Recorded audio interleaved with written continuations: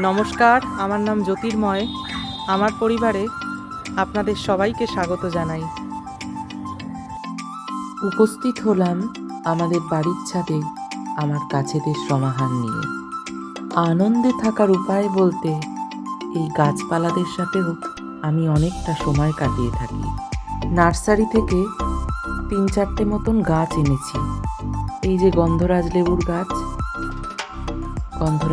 গাছ, পাতাগুলো একটু শুকিয়ে শুকিয়ে গেছে, তাও পরিচর্যা করে দেখি কতদূর সুস্থ সতেজ করে তুলতে পারি। তার খবরাখবরও আমি আমার ভিডিওর মধ্যে দিয়ে জানান দেওয়ার চেষ্টা করব। এই দেখুন, মিট মশলা গাছ এনেছি। বিভিন্ন রকম মশলার সুঘ্রাণ রয়েছে এই মিট মশলা গাছের পাতাতে। আমরাও রান্নায় এই মিট মশলার পাতা ব্যবহার করে দেখেছি এবং খুবই সুঘ্রাণ, বেশ সুন্দর লাগে রান্নাতে দিলে।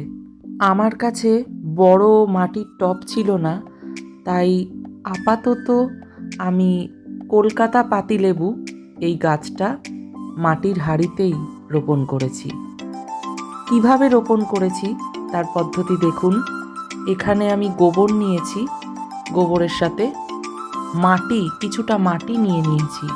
অনেকে বলেন গোবর ডিরেক্ট ব্যবহার করবে না, গাছে ব্যবহার করলে গাছের পক্ষে হয়তো অতটাও লাভ কিছু হয় না, সারের কাজ করে না। কিন্তু গোবরটা যদি একটু পচিয়ে দেওয়া যায় সেক্ষেত্রে গাছের ভালো সার হয়। সেই গোবর সার যাকে আমরা অনেকে কাউডাং কম্পোস্ট বলেও চিনি। এটা ঠিক যে গোবর সরাসরি গাছে সার হিসেবে না প্রয়োগ করাটাই ভালো। একটু পচিয়ে নিয়ে বেশ কিছুদিন 1-2 মাস মতন রেখে তারপরে গাছের পক্ষে সার হিসেবে ব্যবহার করা বেশি ভালো। আমি এখানে কি করছি দেখেন, গোবরের সঙ্গে এখানে কিছুটা কাঠের গুঁড়ি ব্যবহার করছি। এই কাঠের গুঁড়ি, গোবর এবং পাতা যে শুকনো পাতা থাকে গাছের, সেই শুকনো পাতা একত্রে মিশিয়ে রাখছি। মিশিয়ে আমি কিছুদিনের জন্য রোদ্রের মধ্যে শুকোতে দিচ্ছি। এই সারটা আমি 1 মাসে তৈরি করব। এর মধ্যে চাইলে যে সবজি তরিতরকারি কাটা হয় বাড়িতে রান্নার জন্য, তার খোসা আপনারা ব্যবহার করতে পারেন।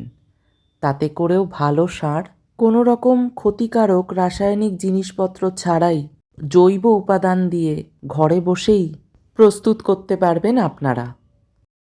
আমি এর আগেও এই সারই বাড়িতে প্রস্তুত করে আমার বিভিন্ন গাছে ব্যবহার করে তার সুফল পেয়েছি।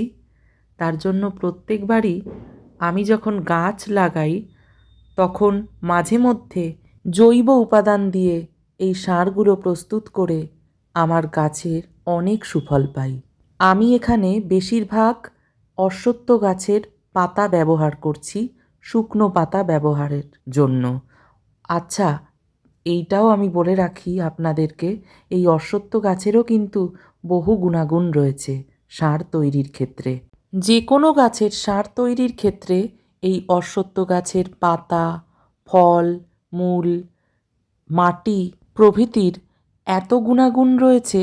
এই গুণাগুণ সম্বন্ধে আমি একটা আলাদা ভিডিওর মাধ্যমে নিয়ে উপস্থিত হব। আজকের মতো এখানেই ইতি টানছি। আপনাদের সকলের সাথে পরবর্তী ভিডিওতে দেখা হবে। আপনারা সকলে ভালো থাকুন, সুস্থ থাকুন, আনন্দে থাকুন।